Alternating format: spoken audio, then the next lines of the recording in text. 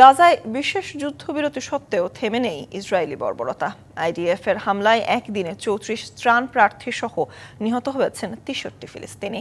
জাতিসংঘ বলছে অঞ্চলটিতে কিছু অংশে ত্রাণ প্রবেশ সহজ করতে সামরিক অভিযান স্থগিত রাখলেও দুর্ভিক্ষ ঠেকানো কঠিন হবে।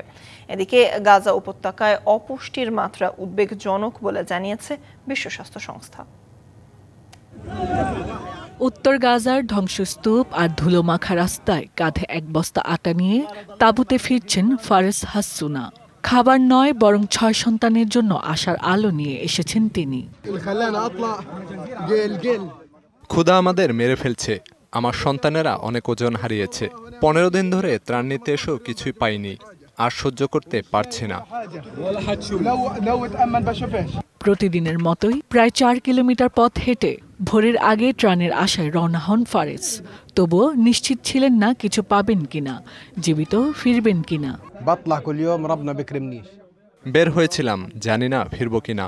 আমরা জানি না সামনে কি হবে। সবকিছু ভাগ্যের হাতে ছেড়ে দিয়েছি। কালার এক্সপার্ট, জর্জ স্যাপ এবং মাইল্ড অন হ্যান্ডস টেকনোলজি সমৃদ্ধ অরিক্স ক্রিস্টাল ওয়াশ আপনার ইসরায়েল কিছু বিধিনিষেধ শিথিল করায় রবিবার গাজায় প্রবেশ করেছে ১০০টিরও বেশি ত্রাণবাহী ট্রাক। জাতিসংঘ বলছে মানবিক বিপর্যয় ঠেকাতে যে পরিমাণ সহায়তা প্রয়োজন তার ধারে কাছেও পৌঁছাতে পারছে না আন্তর্জাতিক উদ্যোগ। তাই দুর্ভিক্ষ ঠেকানো কঠিন হবে বলে মনে করা হচ্ছে। গাজার সরকারি মিডিয়া অফিস বলছে প্রতিদিন অঞ্চলটিতে ক্ষুধার্ত মানুষের প্রয়োজন ৬০০ ত্রাণবাহী ট্রাক, আর অপুষ্টিতে ভোগা শিশুদের জন্য প্রয়োজন বিপুল পরিমাণ শিশু খাদ্য। তথাকথিত ত্রাণ এলেও নেই নিরাপত্তা।